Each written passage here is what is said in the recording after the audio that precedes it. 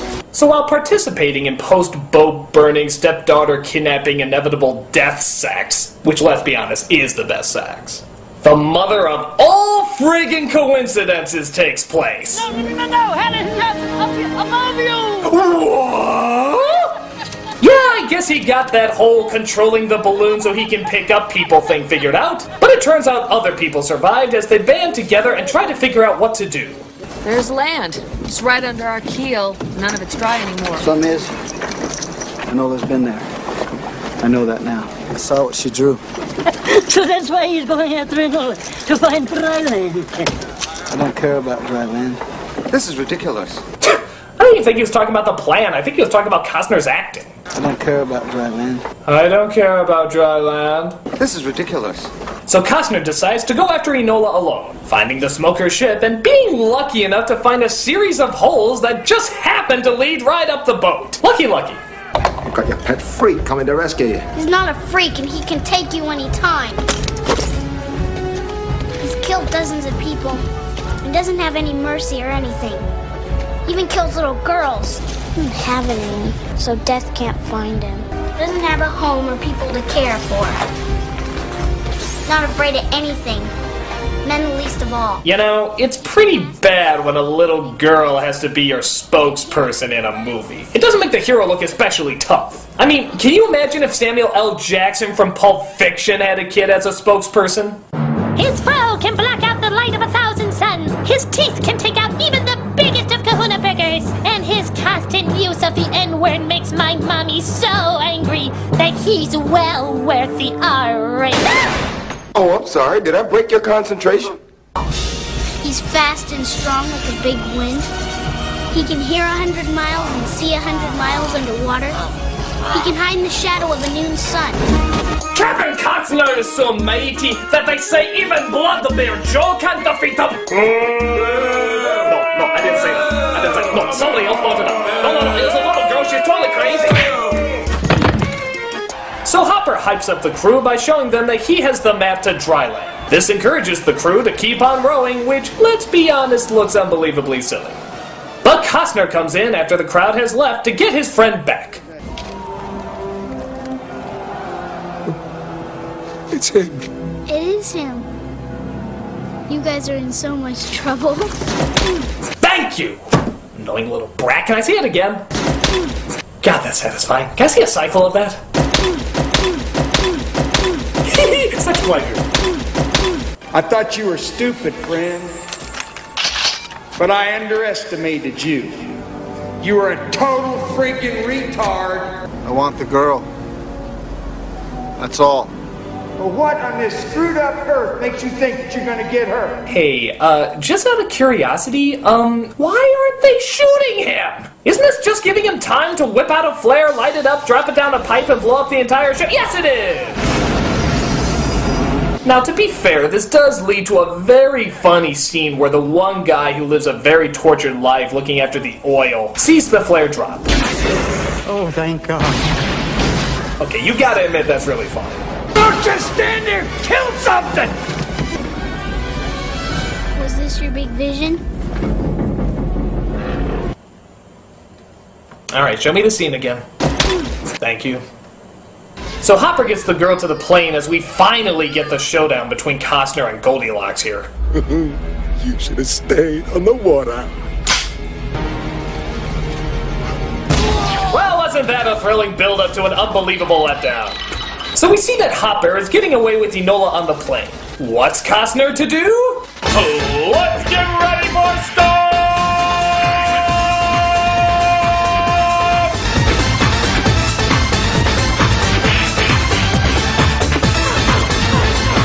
God bless you, Stuff.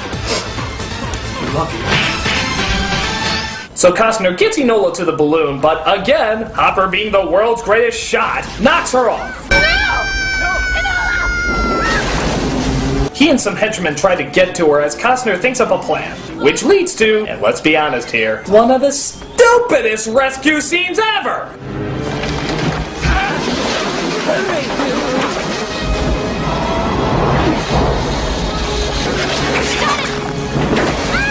What the flying fuck bucket? This whole movie movie is bent on showing us all the technical aspects and exactly how it works, and yet the last big action scene comes down to a Wile E. Coyote scenario! Oh, and I just love how they happen to have the exact amount of bungee cord from the balloon to the water to pull this stuff off. What a bloody douche, man! What a bloody douche!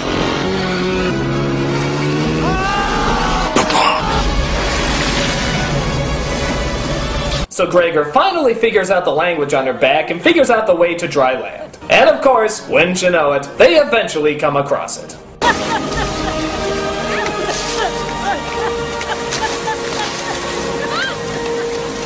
Alright, I want to end this review, so insert Lost, Blue Lagoon, Swiss Family Robinson, Jurassic Park, and/or Gilligan Island joke here. Get creative.